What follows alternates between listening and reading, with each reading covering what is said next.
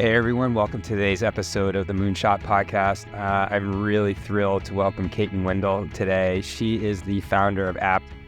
Kaitlin and I think we first met maybe like a month or two ago. Yep. Something in that neighborhood. Yeah, and she's doing really interesting work around making data more available to schools so that they can make better data-informed decisions, which if you know anything about the work that I've been doing over the last year, I have my business competencies that I talk about in terms of, areas of focus for independent school leaders. One of them happens to be data-informed decision-making. And I was like, oh, this is great. Kaitlin, you're doing the work that I'm advocating for. So I wanted to bring her on the show. Kaitlin Windle, welcome to the podcast. Peter, thank you so much for having me. We love data. We love doing the work. Someone's got to do the dirty work, and that's us. So I'm thrilled to be here and talk all things school strategy and data-driven strategies. I love it. Hey, and we're going to get into all of that, I'm sure. But before we do, tell us a little about yourself and Apte. A little bit of a strange journey of, I originally, I went to independent school. I went to an all-girls school, Hathaway Brown school. It really shaped who I am today and what I'm doing. And I often say way more so than university did. I did leave there when I was 16 to dance professionally as a ballerina, but always knew I wanted to start a business, do something in the finance realm. Went to business school and then parlayed that into an investment banking journey on Wall Street through the financial crisis. So I saw it all firsthand at JP Morgan.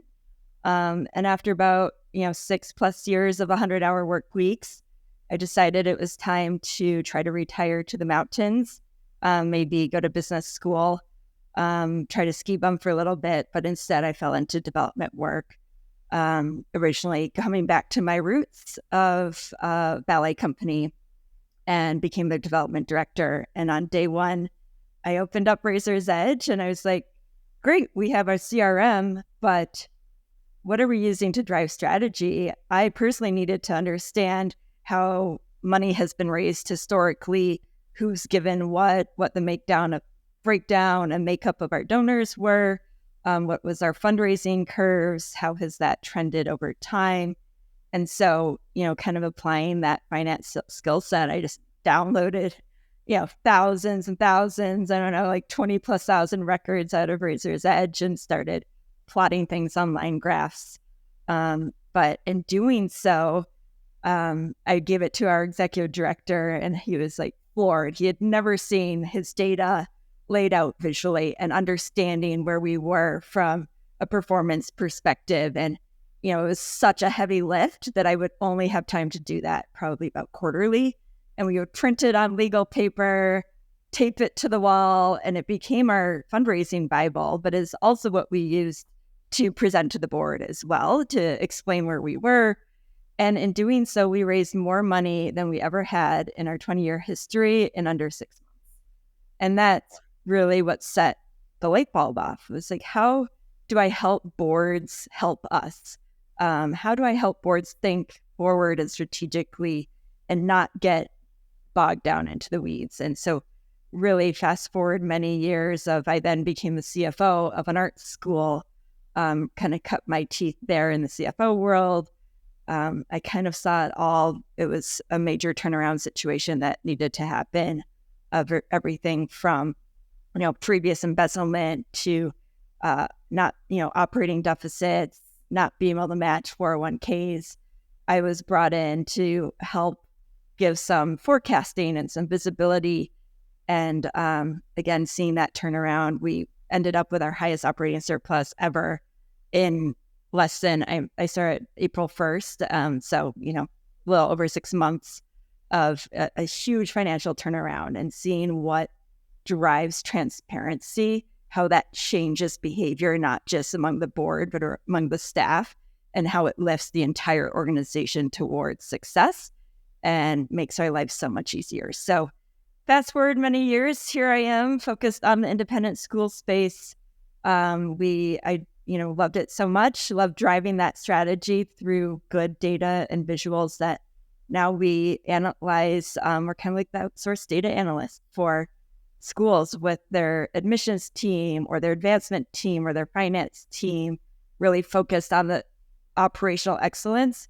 We pull all of their data out. We do all of the heavy lifting so they don't have to lift a finger. We compile it in our models, customize it, and push it to them. And we say on a silver platter, but really a PDF form on their email, so that they get automated board reports that everyone really can use, love, and understand to drive strategy. Yeah. Talk a little bit about the driving strategy piece, because data, I just obviously have kind of showed my feelings when I talked about the business competencies and data-informed decision-making. But, in today's environment, with all the competitive forces facing independent schools, and those forces can also be turned into opportunities if you have the right information. Like, why do you think data is so critical for independent schools? Peter and I were just at a conference together, and leaving this conference, I heard, a head of school say, if I hear one more time that the school, business model is broken, and, it's like, okay, I understand that. And I know that that's such a topic of discussion, and we have a very fixed cost structure within schools, which is great because it gives us great visibility. We can forecast tuition dollars, we can forecast salaries, but it's also really hard to change and inflexible. And we like to say, you can't improve what you don't measure. And if we need to focus on high-level strategy and strategic plan, we need to understand where that should be focused. And if the board member can easily look at something and within 2 seconds understand, okay, salaries and benefits and payroll taxes, all of our personnel expenses are 90% of our expenses. Like, focusing on, we have one school, it's like the board is always focused on staff, school expenses for materials, faculty materials. Well, when you plot that out in, a simple chart and show that it's a teeny little sliver of your expenses, everyone now understands that that is not what's going to move the needle. And so how can we focus everyone on understanding where are the drivers in our cost structure, both from a revenue perspective and from a cost perspective? And then where can we focus on amplifying this school? I always love for it to be more on the revenue side rather than on focusing on cutting costs. But if we can focus the board, then we can have that strategy discussion rather than, I have anecdotes of people being in board meetings and asking for the analysis of baked goods in the cafeteria, of revenue on baked goods. Well, like, to what end, right? Like, what is that? Why? What strategy? Like, what is the reason behind that question? And when I find that we can focus at a very high level with simple visuals, not your income statement that has tons of numbers and it's just a snapshot and you don't have trends, if we can focus the board and keep them aligned with what we want to be focused on, which is hopefully in line with our strategic plan, then we can start having that strategy discussion. So to that end, how do you know, like KPIs, right? Key performance indicators are really powerful devices to help schools with understanding, are they executing their strategy well? Are there areas they need to improve? But like, how do you determine, what data should be in those KPIs? Like, how do you know what to track? Yeah. So we like to say, keep it stupidly simple, not keep it simple. Keep it stupidly simple. I am such a fan of simple. And I think where we get lost is like data, schools are data rich. And it's kind of a problem. It's not fair to ask our, advancement teams to be data analysts. But they're collecting so much data. Our admissions team's collecting data, and we're seeing data sets in the millions of data points just for one school. And unless you have, you're one of those huge schools that has an in-house data analyst, it's not realistic to ask our teams to do that. I was just speaking at a conference and I asked the room who has a strategic plan. And I would say all but maybe 2 hands were raised. And then I said, who has metrics that they're measuring their success for their strategic plan? And at that point, only 2 hands were raised. And my whole, crusade, I want to say, is if we don't know what our mission is as a school, we don't have that guidepost. If we have a mission, we can then create what Peter's working on, the moonshot. If we have the mission, we can understand where our moonshot could be and where that opportunity is. And we should have if we have a strategic plan, we should be using that to further the mission. As a side note, I personally, I've visited a lot of schools, and the thing that always stands out to me is how different every school is. Even within a small geography, how different you get on a campus and you feel a different pulse, you feel a different energy, you feel a different heartbeat. And I think our most successful schools are going to be ones that realize what they do well, understand their mission, work towards that, and cut out the CRAP, just focus on our mission, understand what our strategic plan is. And almost every strategic plan I've ever read has pillars. So let's say there's 4 pillars. Let's assign 1 metric per pillar. And let's say this is a 5-10-year plan, and you don't have to have a strategic plan. Let's just say this is our 10-year goal. Maybe our moonshot, for super simple example, is we're just starting an endowment. We want to start an endowment and grow it to $10 million over 10 years. That is the easiest thing. I mean, it's so simple to measure that. But if you're not measuring it every year, you could get to year 5 and say, we haven't started our fundraising initiatives. Or, yeah, yeah, I'll take it a step further. I actually think, I agree with you, keep it simple, but I think within those simple data pieces, there are probably a subset of things that you need to track at every single admin meeting. Like, what does your scorecard look like? And the beauty of kind of adopting that approach of creating data transparency amongst the team and amongst, key stakeholders is that people are accountable. Yep. Right. Like, at the end of the day, we know where we need to be. Like, and there's beauty in accountability, right? Because as the person who's accountable, I know, oh, this is what I need to do. And this is what I'm going to be measured against from my performance point of view. And so that data is so important to being able to empower people to do that work. Without it, the lack of data, the lack of metrics, what can happen is it gets really squishy and it becomes extraordinarily subjective. And that subjectivity can sometimes break down and cause relationship problems because, oh, I did this. You're telling me I did it. Well, I'm not seeing what I want. Well, what do you want? Because it hasn't been clear, like all that kind of stuff, right? I've seen it over and over and over again in my timeline. So I 100% agree. Keep it simple, but then, back out some things that you need to track on a weekly basis so that, you're making that kind of slow, steady progress to whatever your goal is.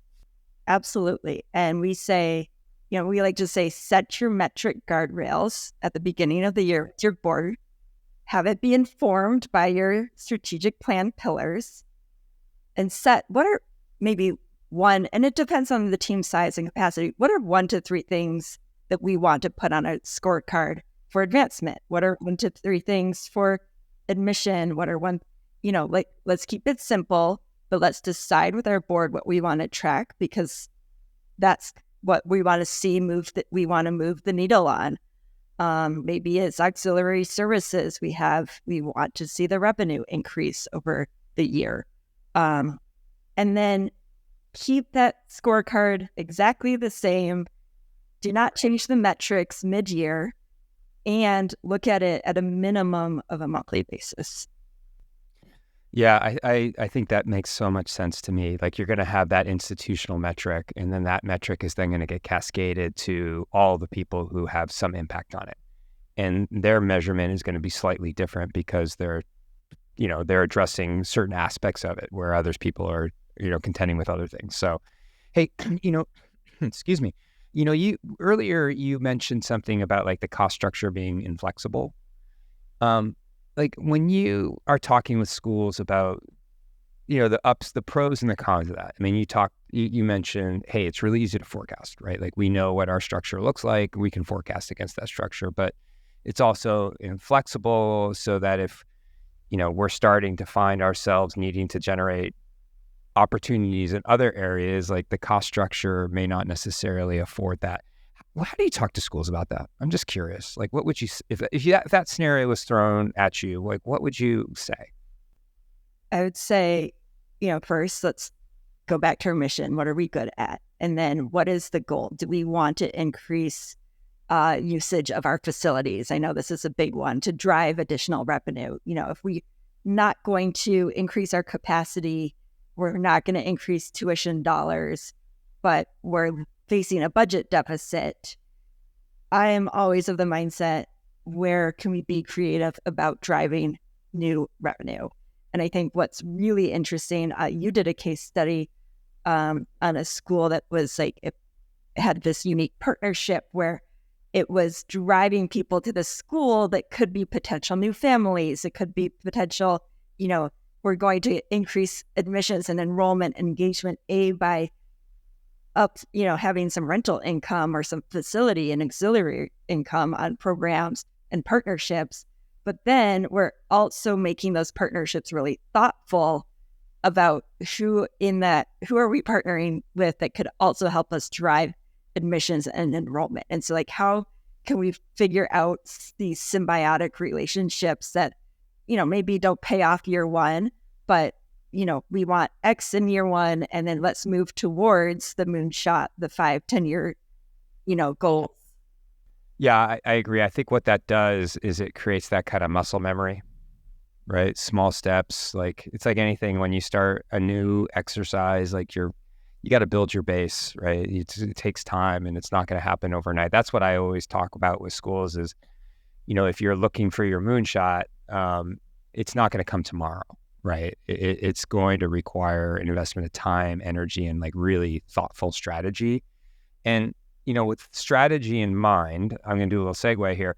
So if, the schools now have like let's take this scenario, right? You've got your 4 pillars, your 4 institutional metrics, maybe it's getting cascaded in different ways. How do they use that data to drive insights and strategy? Like what do you see being like, what are some techniques that you see that are helpful for schools? The techniques, I'm going to talk about my favorite metric, which is the PACE metric. And it's kind of understanding how it's not just what we're measuring, but how we're measuring. So the techniques around that.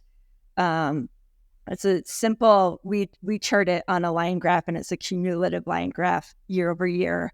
It's really useful tool for typically our annual fund, but it can be done on revenues, expenses, anything.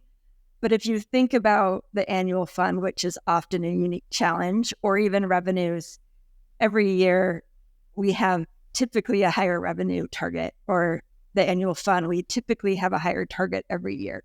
And so, if last year we were raising $1 million, and then this year it's $1.5 million, and last year we had raised $750,000 as of December 31st, for instance.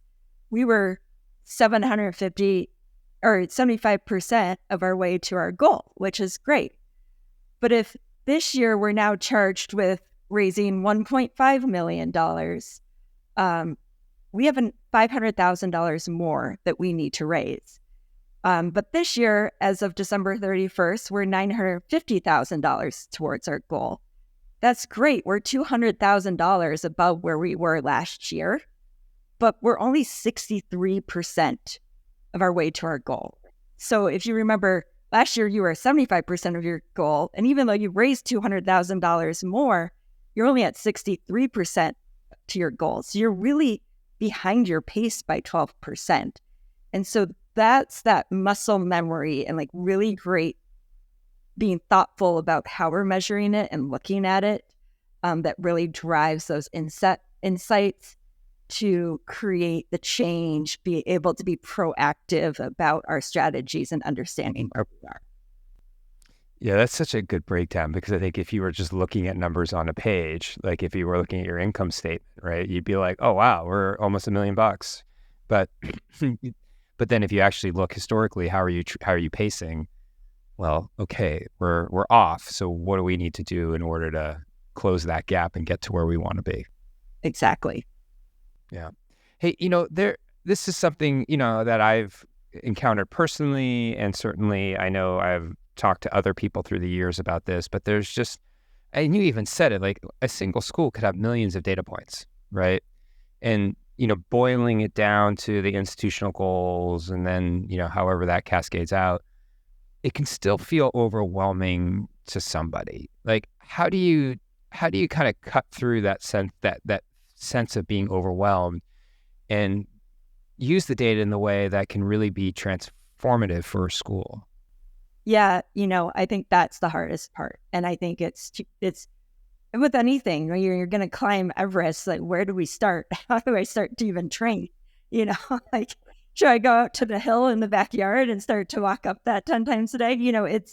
It really is. It's where do we start? And, we see a lot of teams, specifically our finance teams, are under-resourced. And I was guilty of it too as a CFO. I was the martyr.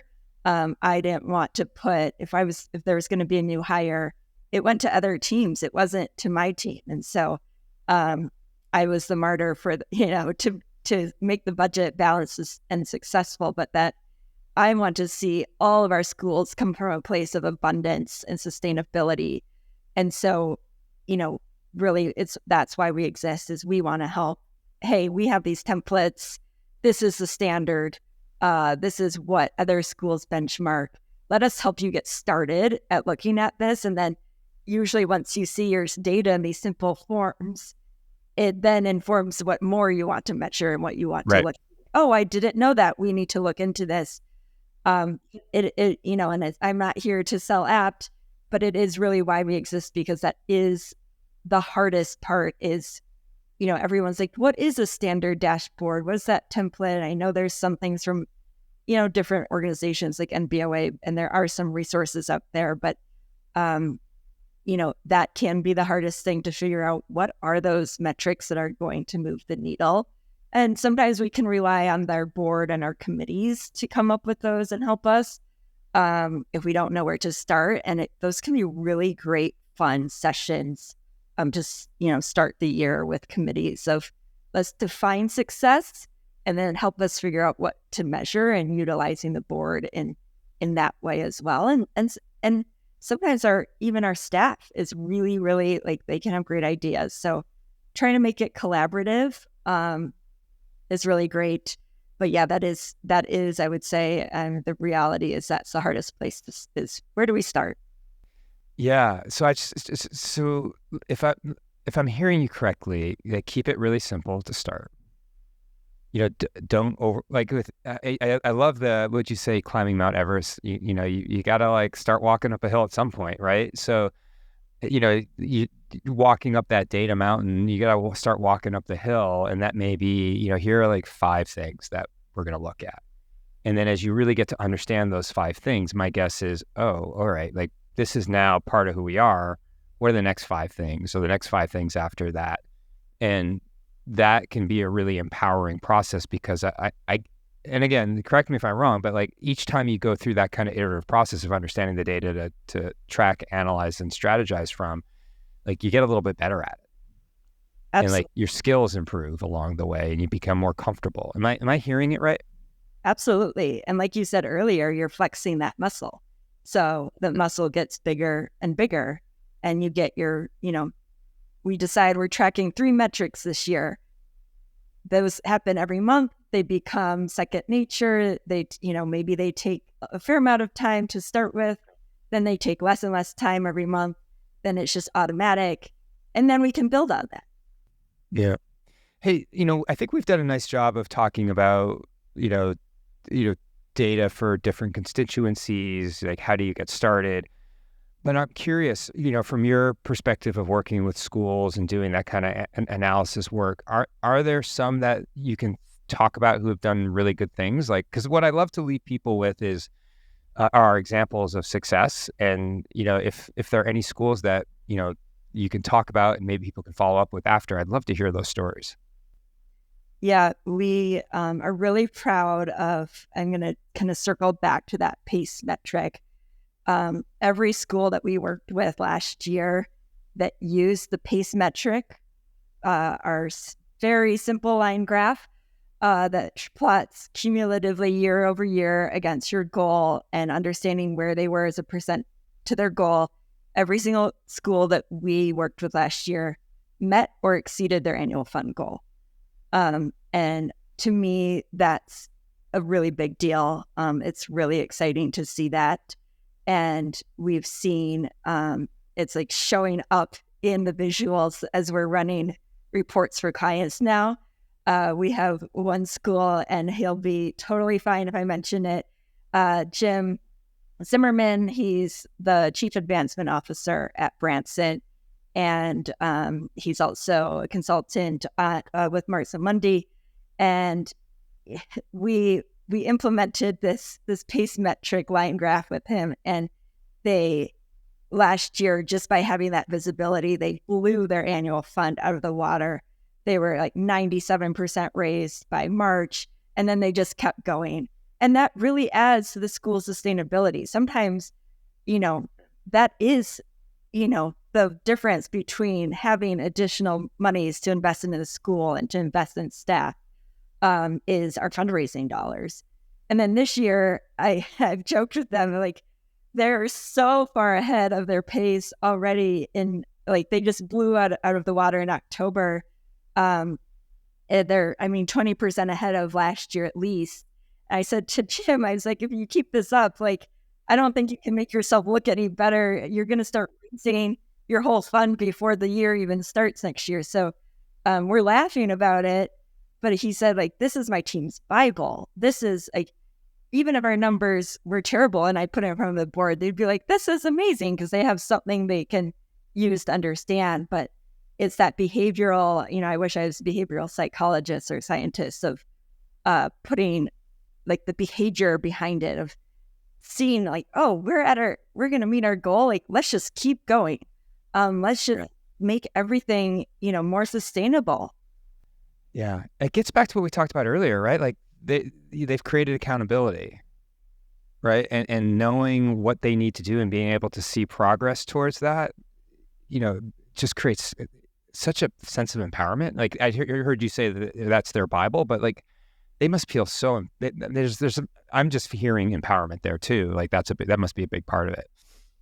And I think there's also a level of, and I, again, as a data nerd, wish I could measure all of this, but I think there's a level of staff satisfaction. And when we're facing in a lot of our operational departments, a lot of turnover, how can we think about employee retention? I also think employee retention or lack thereof can be one of the most costly things, insidious and within a school. It's really expensive on ours, a huge burden when we have high employee turnover, and we want to be, I'd say that's also a great metric to measure is employee retention across departments.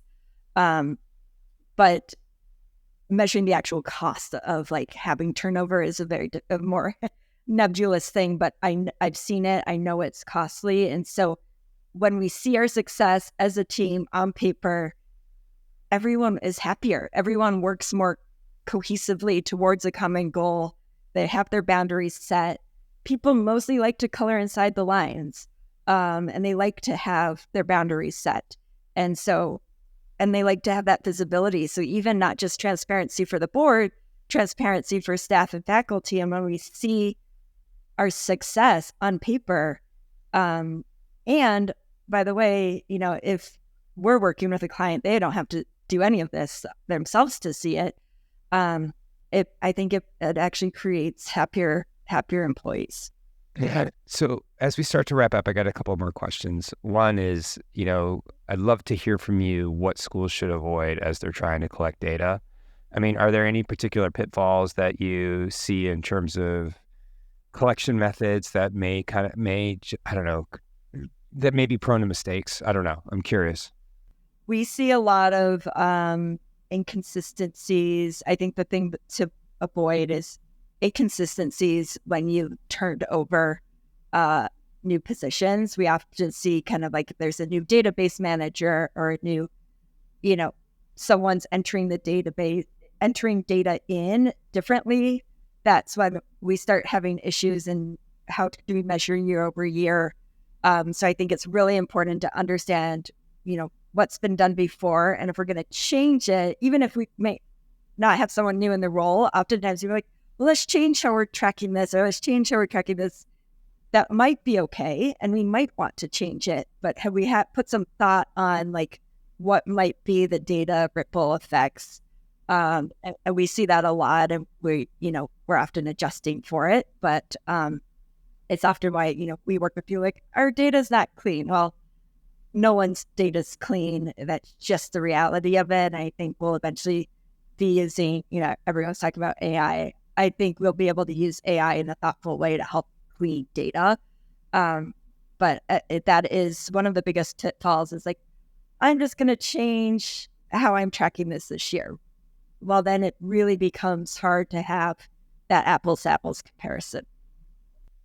So last question, as we look out into the future, are there any particular trends that schools should be aware of when it comes to, looking at their data, analyzing the data? Like, what do you see out there on the horizon? I have my own personal moonshot, Peter, and that would be that we are measuring to free cash flow. I would love to see schools modeling in CapEx, understanding what their capital expenditures are and moving into the future, and adjusting income statements for free cash flows. This is very deeply rooted in the investment banker in me, but schools are very unique in their cost structure. And when capital expenditures can be a huge portion of expenses and understanding our facilities and our maintenance, we could be seeing like, oh, we have an operating surplus of $200,000 this year, but actually we have deferred maintenance of $300,000. That is still not moving towards a sustainable organization long time. If you model that out over 10 years, it becomes unwieldy.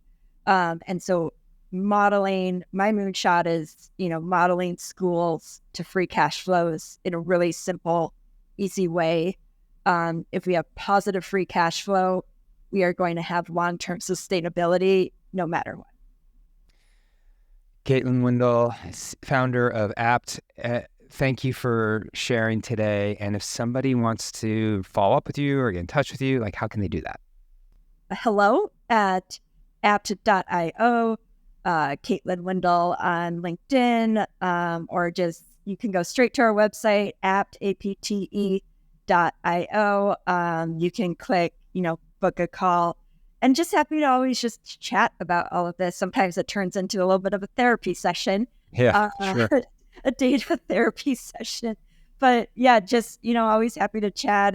And I'm always looking for people that are doing really cool things with data. So if you have something to share, we learn the most from other people and from our clients and from other schools. So really just always excited for additional data and knowledge sharing. Brilliant. Well, Kaitlin, thanks so much. I appreciate the knowledge, and I'm sure we'll have another data-driven conversation at some point. I can't wait.